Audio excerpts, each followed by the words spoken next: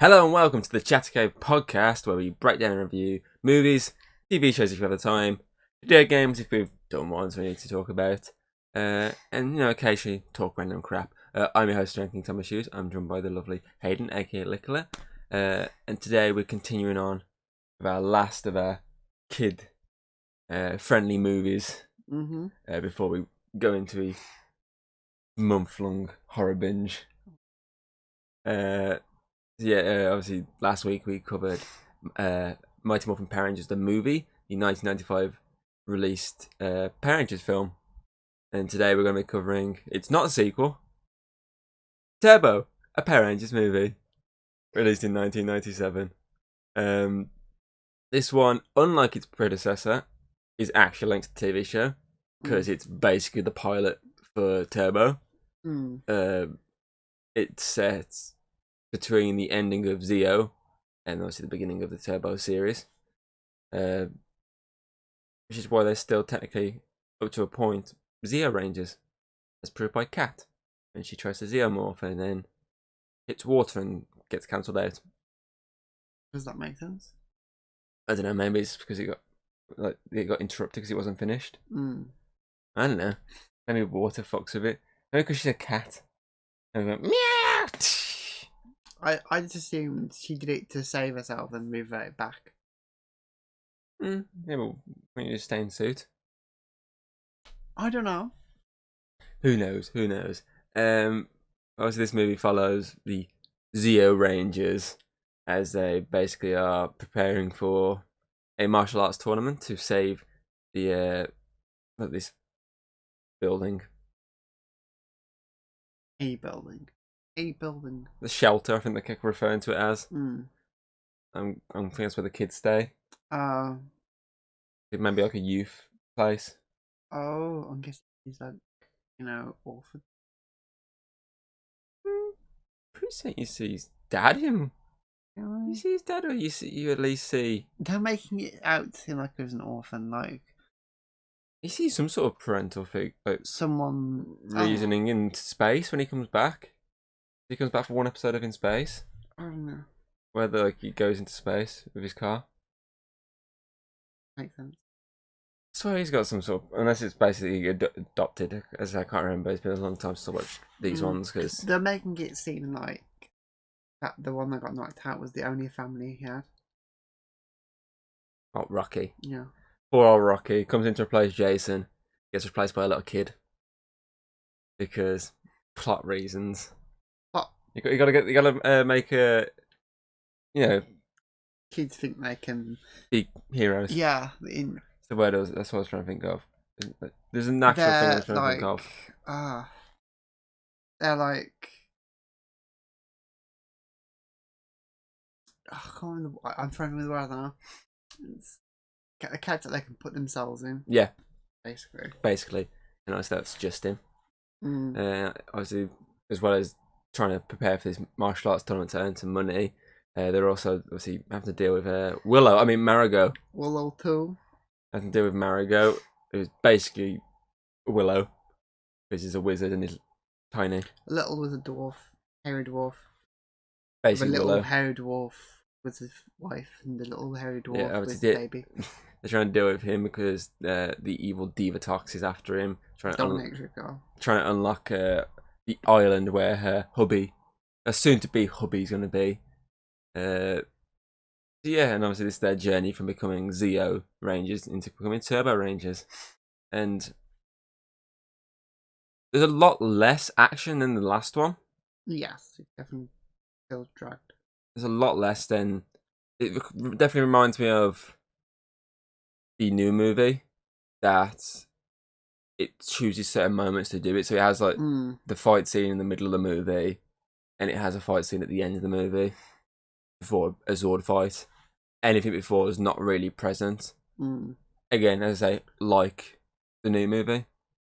Whereas the 95 movie was trying to obviously constantly, they want the start, middle, and end. I think because they're obviously introducing the new gimmick, just cars. Vroom, vroom.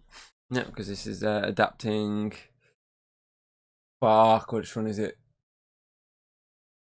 No, it's gone from my head.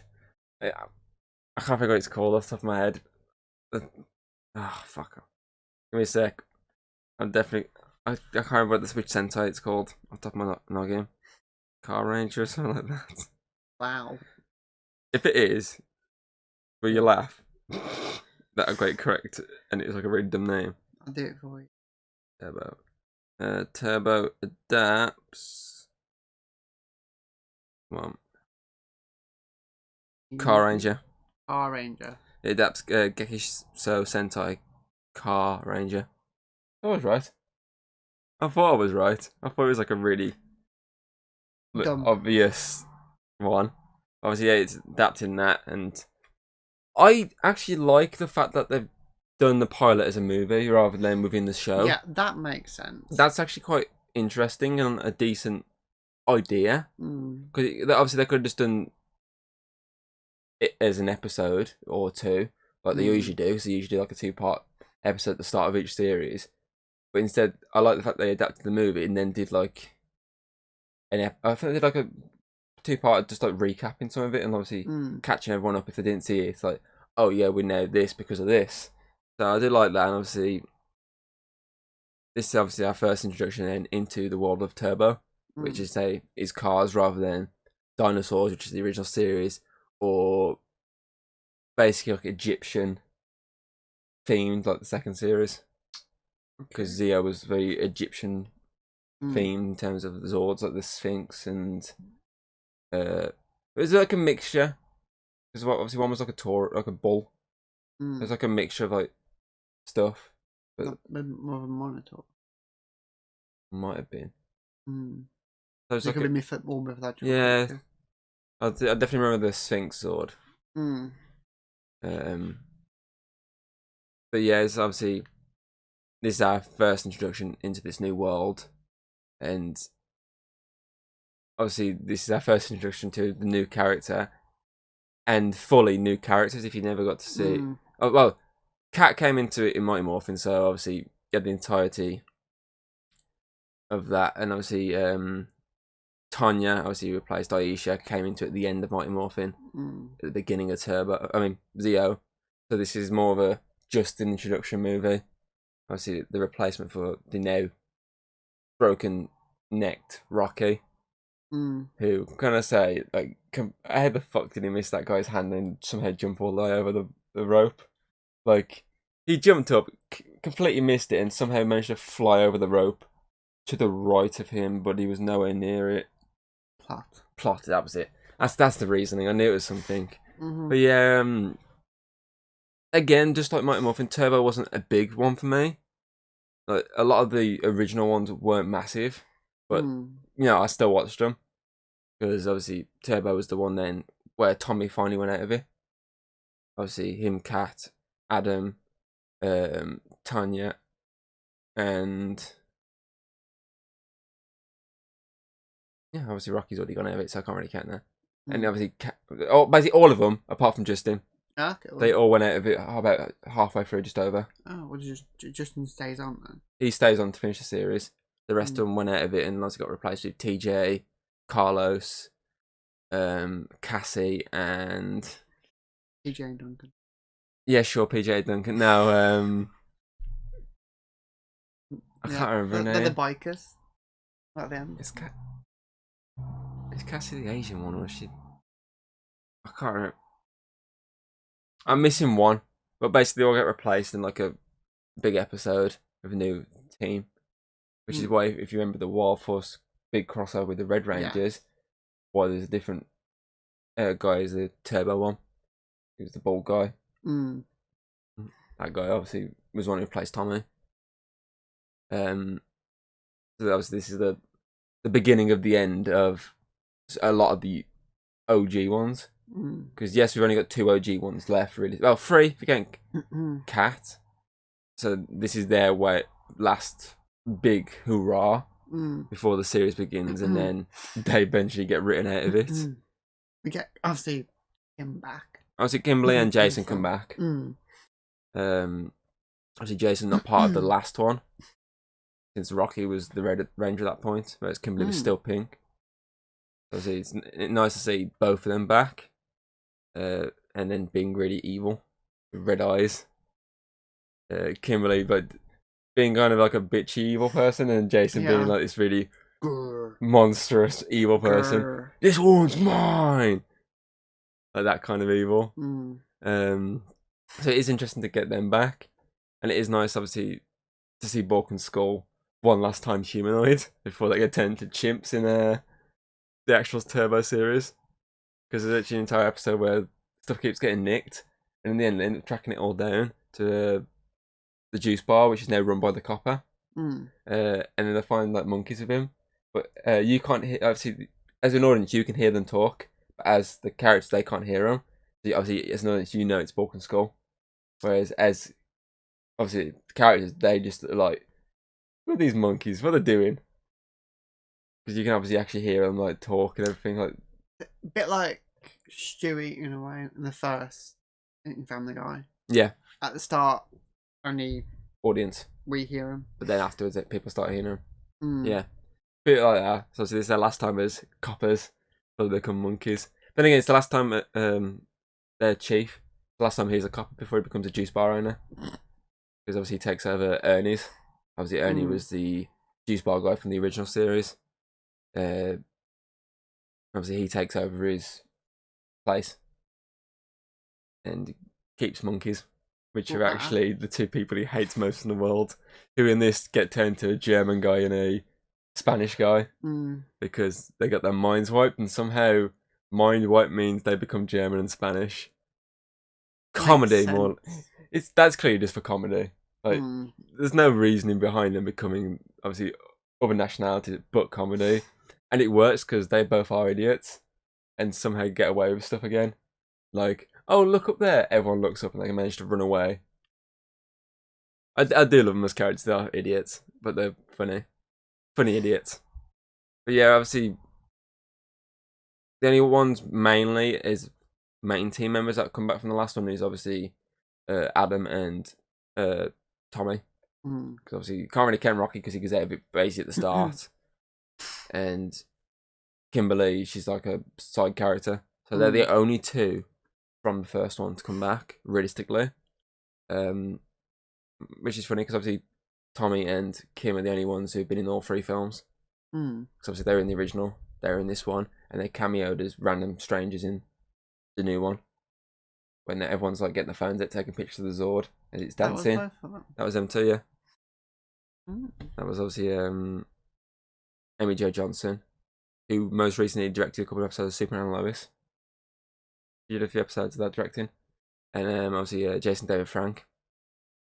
So yeah, it's pretty cool to have this new series introduced as a movie. So I'll give it credit. And on top of that, it doesn't heavily focus on CGI. Yes, there is. Don't get me wrong. There's a couple of CGI scenes and they are iffy. The lava, that's very iffy.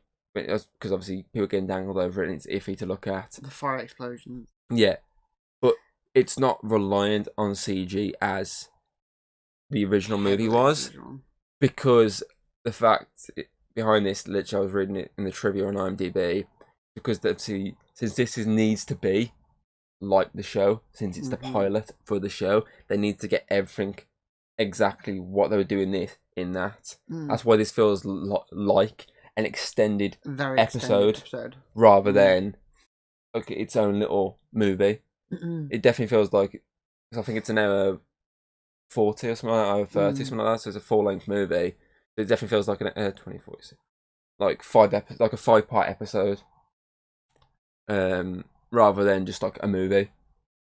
That's why obviously the characters were in spandex again, rather than armor. And they're cheap plastic-looking backpacks. Because they've literally got to match the TV show.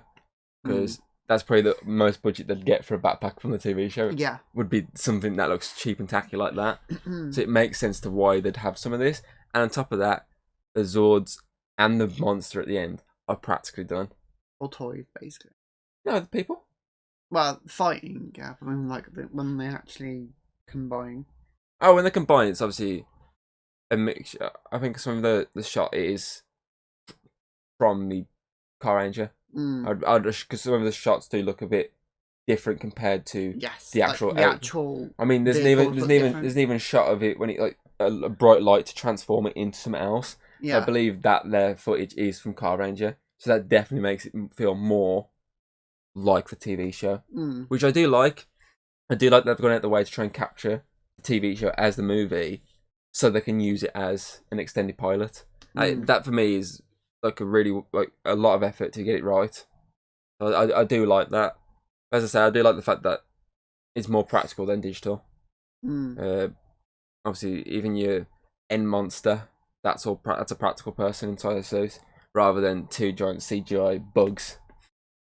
And obviously, this one, in my opinion, looks more monstrous than them because he's like a molten lava monster, Malagor, who is then Dark Spectre in space.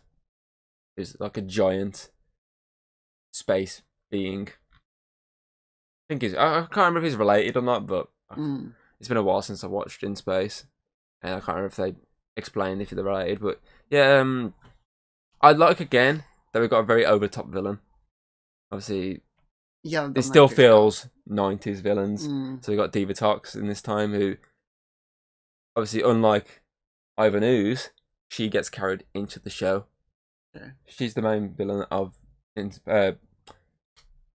Turbo, and she's the whole reason they go into space, because they don't actually beat her in the show. Spoiler alert: they don't beat her. She gets away. She escapes into space. She destroys if I'm correct, she destroys the command center and flies off into space. And the new team go after her, and obviously just leave Justin behind on Earth. Obviously, they chase her into space, where they accidentally run into Andromeda, but they're saved by the new Red Ranger, Andros, who's the brother of the one who plays the sister in Supergirl. Oh, that's cool. Yeah, I know my shit. I fucking found all this out online. He's related to obviously the one who plays fucking oh, what's her name in fucking Supergirl? Oh, Kara's sister. I know Alex. Yes. Her real life brother. Danvers. He's a Power Ranger. But yeah, obviously she gets away, and pretty soon the only way she gets defeated in the end is the end of In Space, when all the evil is vanquished and everyone gets turned back to human. And she gets turned to like more humanoid, like less evil. Like they're good. Like, I mean, even Lord Zed and Rita. I mean, Lord Zed, you've seen what he looks like. He gets turned into a human at the end of In Space.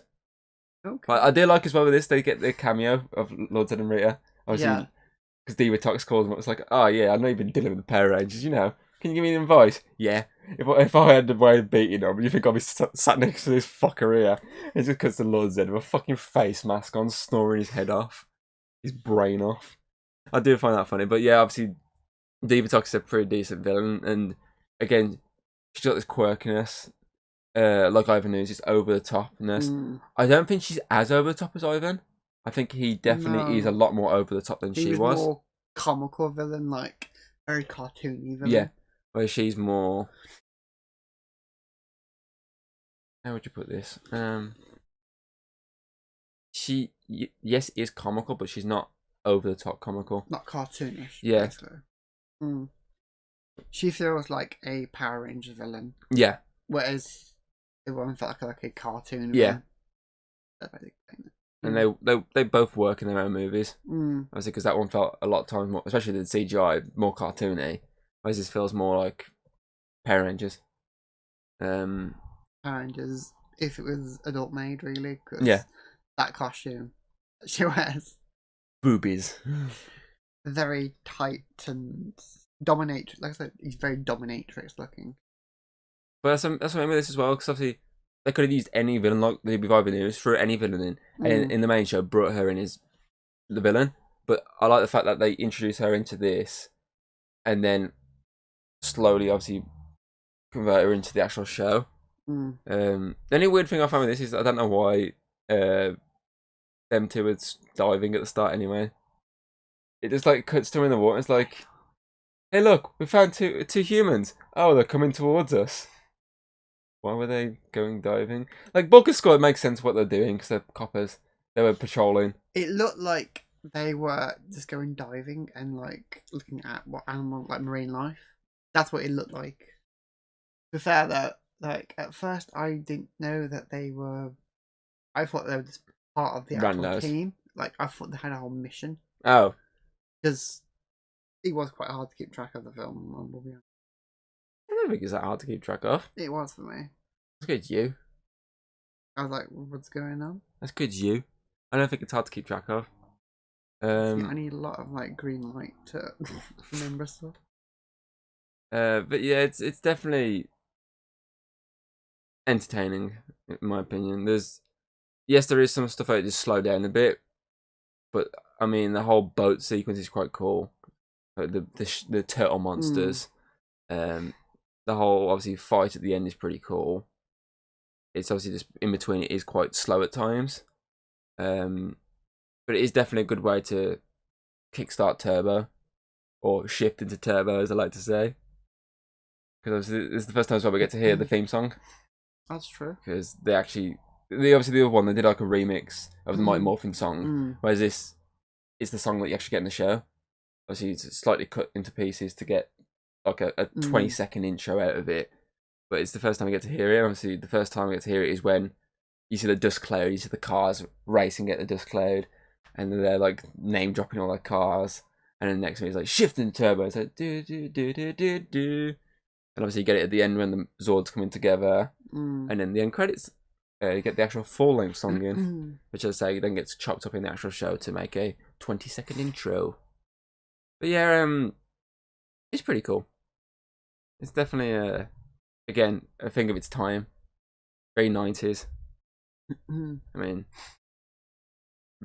it's got like this karate sequences. It's like it's definitely took inspiration from the 80s. Yeah. It's made in the 90s, but it's definitely got some inspiration from the 80s. Obviously, as a Karate Kid. A lot of like the piratey stuff, because a lot of pirate stuff is like pre like 90s and post 90s. Like kind of resurgence after this. And it definitely has like a monster movie feel with some of its choices for monsters. Yeah. There's like the turtle monsters and the. They're kind of like Spinosaurus. They have the same kind of Spinosaurus. They remind me of like, the Spinosaurus. bad guys from Stegosaurus, the OG Turtles movies. In the second one, they have two mutants, and one's like a snapping turtle. And it definitely gives me vibes to that. And as I said, then you got the big villain at the end, this lava molten monster. So it's definitely got this like old school monster movie feel to it, as well as obviously just taking some of the Karate Kid vibes. Which then again, a lot of the old Power Rangers were martial arts. Yeah, I think especially because like stuff like karate. But the whole dojo makes it feel a bit more Karate Kid than the actual show. I think because at that time, like karate and stuff, that was very big. So. I will say, just like the last one, which I didn't mention in that one, if you say you like compared like these movies to an episode, it does look a lot better visually in terms of obviously how it's looked, like how it's filmed, because obviously they probably had better cameras to film these than they would have with the actual shows. And more sets. More sets, yeah, exactly, because there is a lot more sets rather than like reused ones over and over again. Because this one as well is you get a different command center to what we got in the last one. Yes, okay, that was its own universe, but you get a different command center in general. It's more of a it's in the same sort of building type place, but it's much bigger. I mean, they've got walls with the suits on, and there's obviously they keep the cars down. It's like its own garage down there. It's like there's a lot more to this command center than before, and I think they do keep the same command center design in the show, which would make sense for continuity. Obviously, this is also the last time we get to see this version of Alpha and Zordon, because both of them go out of it in place of obviously, as I was saying to you, the female character, which I can't remember her name off the top of my head, and like a different version of Alpha, who's like, he's less, hey, I'm like, hey, what's it going on? Hey, I'm Mark Wahlberg. What's that all about? Feels a lot more like that. I mean, this is the last time we really get to see Zordon until in space. I think obviously you get to see him in like the first few episodes of the main show, and then he goes out of it, and then he comes back in space, and then dies. By the hands of the Red Ranger. Which one? There's loads. The one who's the brother of Supergirl. Ah. He has to destroy him to save the world and cure everyone of evil. And yet somehow evil still exists afterwards. Of course. I've destroyed all evil. 2 years later, there's evil again. But yeah, it's definitely a sign of its time, and I wouldn't say there's as cheesy of dialogue as the last one. Yes, it's still cheesy dialogue, but I don't think it's heavily as cheesy as before. Yeah, I think the cheese is more like the villain side. Yeah. Less the characters. Mm. Because the characters are trying to actually be serious here. Mm. Whereas in the other one, like, they were like spurting some dialogue and it's just like, okay. Whereas this, yeah, there's spurting dialogue, but it's not as bad. Mm. Obviously, you got the cheese dialogue, Justin, obviously, like going, shiver me timbers and that on top of the shit. But he's a kid. So you can let that slide. It's not cheesy dialogue, as how a kid would probably react in this situation. Being a little shit making comments for the fucking time. But I do like as well this one. Again, this is the shots that I use within the actual show. The morphing sequence is what they would eventually still use within the TV show. So I do like the fact that they use that. And I do like that you get to see obviously how Justin actually works. Obviously when his suit comes on, but then he grows. Obviously then the helmets all form around him. Obviously the helmet's very CG when it's forming. Obviously. But it's got to make that obviously combining, because it's not like a normal helmet coming on. It's obviously pieces like fitting together, so it's kind of got to do that. So it's going to take a lot of digital effects to do that. But as I say, it's not as bad as the ooze. A horrible purple blob. Yep. But still, I think it's still pretty on par with the last one, personally. I don't think it's any better, and I don't think it's any worse. I think they're both realistically the same. Yeah. Obviously, both have positives and both have negatives, and both counter each other. Obviously, this feels drawn out because there's less fighting, whereas the other one felt bad because there was too much CGI. That was terrible. So they both have their own downfalls, which the other one then obviously fixes. The first one has more fighting, whereas this one has less CGI. So they sort of are very even. Whereas obviously, you look at the Ben 10 ones, they weren't, because they were different tonages. Completely different tones, completely different feeling. So that's why the one was better than the other one. One has amazing aliens, but only 2. Whereas the other one has quite a lot of aliens, but the quality of them were more. So it feels like they've definitely tried to improve on aspects of the first one, but the process they've taken away other things that made the first one pretty cool. Done practical, which was good, but they got the pacing quite bad, I think, and they did feel like it was dragging on. Because there's a lot of moments where it does slow down because they've had obviously they've got to add the plots with Kimberly and Jason to try and drag it out, and that does drag it on for a bit.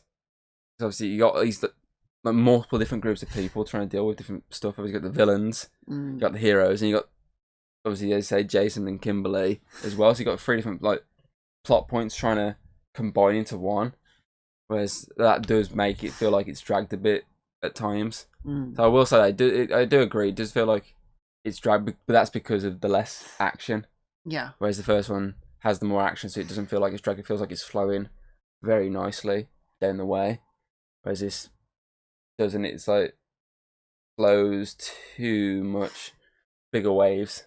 But as I said, I just think they're pretty much level pegging. They just counter each other. Yeah, that's what I was thinking. Out, really. So I'm trying to think of anything else. I think we're basically covered everything, man.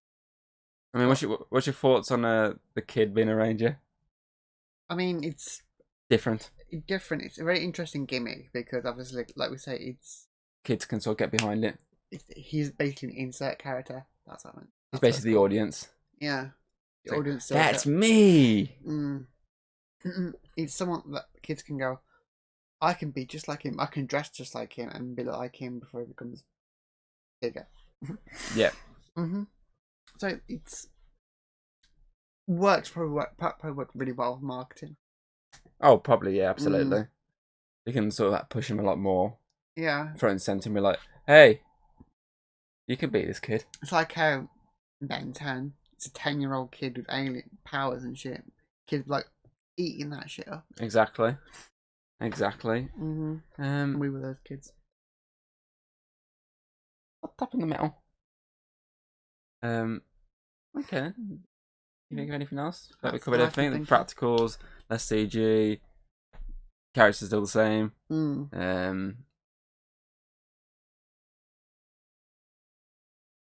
Dominatrix villain. Yeah. That old stuff.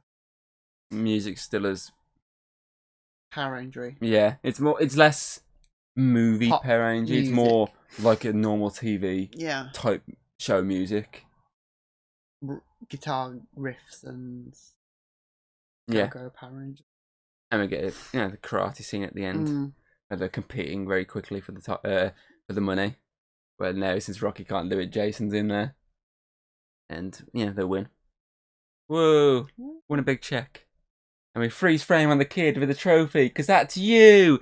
Yeah! I think it would have been funny if they made the kid replace Rocky in the fight scene as well. It's a big adult. Little kid getting fucked over by this kid. I mean, he completely kicks the shit out of the fucking turtle creatures. I mean, the first scene, he's like, hey guys! There's no other reason speaking really quiet. And Alan was like, what's going on? And all you see is him go, here! And just boots in the face like a spin kick. It's like, how the fuck did you learn that shit? I'm a ranger now, so I've got fight. Yeah, but he's still very inexperienced by the fact that when they were like, let's morph, and they're like, ha! And he's just at the other side, he's like, oh yeah, shit! Or it's the other way around. One of them. But yeah, that covers everything there. Yeah. Okay, well, get to the ratings. I mean, if I've said that it's pretty much on par, I mean, I've got to stick with a 6.9 out of 10. Yes. I mean, I don't think it's any worse than that. I mean, this is worsely rated online than that one. I think it's just because there's nostalgia behind the first one. It feels that's why it's the original team. Obviously, it's a movie version of it. It's not anything related to the show, and it feels very 90s. Whereas this, obviously, it's just multiple episodes. An extended episode. It's just like 4 or 5 episodes whacked into one big movie. So I think that's maybe why it got worsely reviewed. But I don't think it's any worse than the last one. So for me, literally, I feel like a 6.9 level pegging easily. It's definitely one I remember again growing up with over the years. I agree. Made exactly the same. 6. 6. Again, because like I said, it's the whole like the pacing and how that it drags definitely brings it down, but the practical and less CGI brings it up, brings it back to the same. The exact same. Yeah, because if you start off at the same score you gave it last time, and then you look at the pacing, and you go, oh, it's dropping it, say like in the 5s, and then you look at it and those less CG and more practical. It's like, okay, no, it's back to where it was. Yeah, exactly the same. To 6. Oh, I better check what the score. Oh no, I know. I know what it is off by heart. Yeah. Well, that gives Turbo a Power Rangers movie. The Chat Cave overall rating of 6.5 out of 10. Exactly. It's 6.45, but you rounded up to 6.5. We remember from last time. I bet obviously the new movie's like so higher compared to these. Yeah. I can't remember. I remember what I gave it, but I can't remember the overall of it. But obviously, I think it's just the fact that that's more mature. This is more 90s. This is definitely made for fans of the specific series. Yes. Whereas that's made for just people that grew up with the shows. Okay. I'll get it right in the right order this time. Cool. Chat Cave MVP. Okay. Again, I feel like the villain. I feel like Divatox definitely. Yeah. Is like a very interesting villain to watch, and it definitely makes, if you've never seen the Turbo series and you know she's in it, it definitely make me as a viewer make me go, you know what, I want to see the show just to see how much of the same she is and what other antics she gets up to. I mean, she kills her freaking nephew by throwing a pet at him and throwing him into lava, and it's like, oh, I'm going to get a new pet. And at the end, she runs by going, I want my mommy. Yeah, I feel like Diva Talks definitely is like the MVP of this movie. Runner up. Hmm.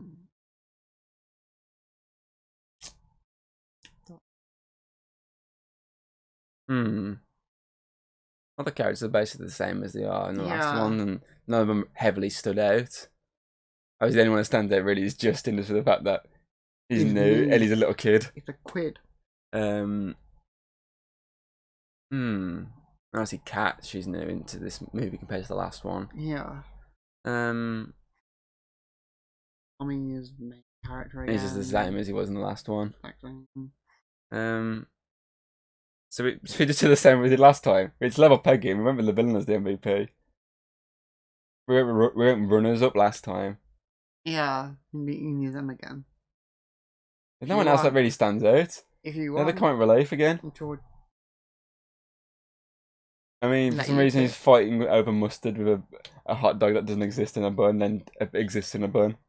That really confusing. Exactly, comic relief. So I feel like runners up, we just give it to Bulk and Skull again, who go from being very stupid ass cops to very stupid ass random, no longer English people. American. German and friggin' Spanish for no other reason. / Mexican, depends.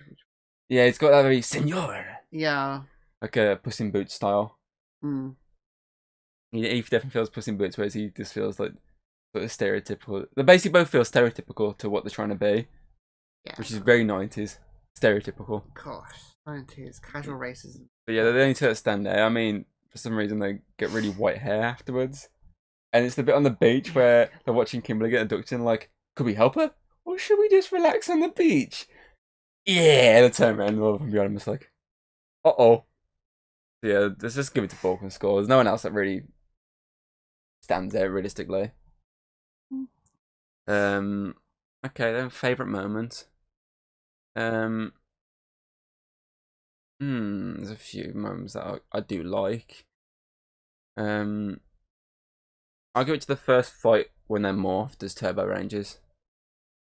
When they're first obviously rushing and obviously are fighting, and they get the weapons out, obviously the turbo sword and whatnot. So I think it was either that, the boat scene, or the end Megazord fight. But I feel like the first time you get to see them as Turbo Rangers in combat definitely is a moment that makes me go, "Oh, cool! That's pretty cool."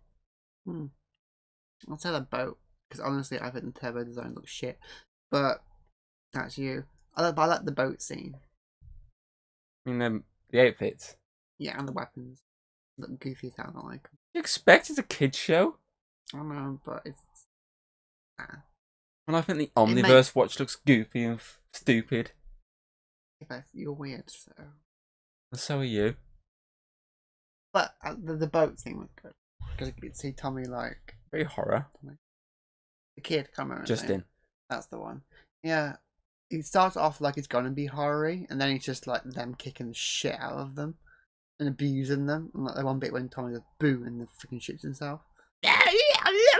Yeah, so he goes from like it's scary like to it's comedy. Be a horror, yeah. Scary to action to comedy. Mm. Whereas one I've chose kind of has it all wedged into one as well. Because you got the action of the fight, and you got the comedy of friggin' and then you also got the horror of the monster coming out the lava. So yeah. Okay, fair enough. Yeah. Okay, it's an interesting thing I want to say. Do you think any other series going forward would be an interesting approach to have like a? Obviously, it doesn't have to like be stupidly dragged out as some of these moments. Where like, would it be interesting to have like the pilot be a movie? Like, then you wouldn't need a sequel. Yeah. You'd have the TV show. Like, it's already lined up the TV show. Just do a big movie to introduce your characters, and then go from there. Like, they could like the new one. That could have been the start, and then the Tommy bit could have been the TV show. That could be cool. Yeah. So I was thinking that. I was like, it'd be very interesting if they did like another show. Like, for example, my standout would be like, say, like Lost Galaxy. Like, its first like introduction to the world was through a movie before then going into the TV realm. What this has done. which I find interesting. I do find that quite a cool way of getting this across. Yeah.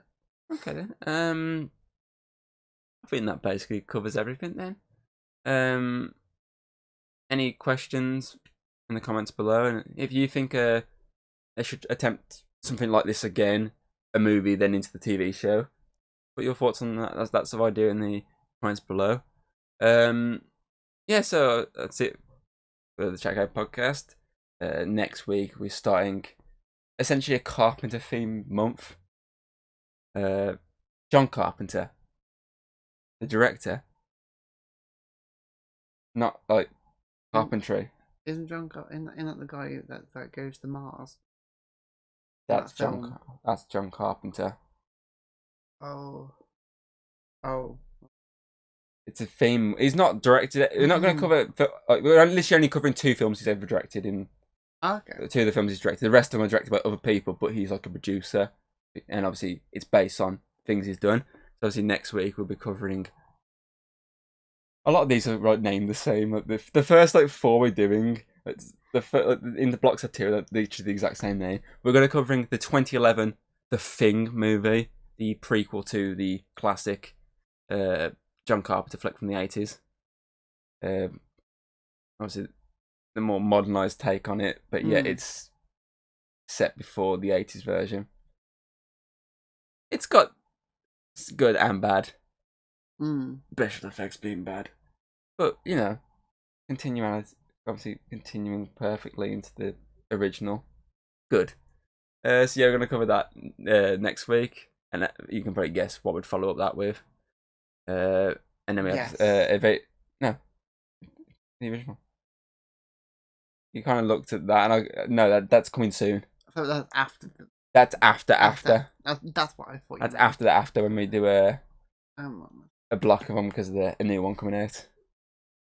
So yeah, obviously we'll cover that next week. So we hope you enjoyed our last. I wouldn't really say family friendly movie review because we're not family friendly. We're not. Because I said fuck film, again. Fuck. And we paid attention to the boobs of the characters. Yeah. We hope you enjoyed. Yeah. And we will catch you hopefully next time. If not, for any of the videos we do. You could also always check out obviously the podcast last week if you haven't. And you can always check out the podcast from last year when we did Power Rangers. Yeah. Don't think I've covered anything else Power Rangers since then. No, I haven't. Just those. No. You can check out any of them. And we'll see you next time. Bye.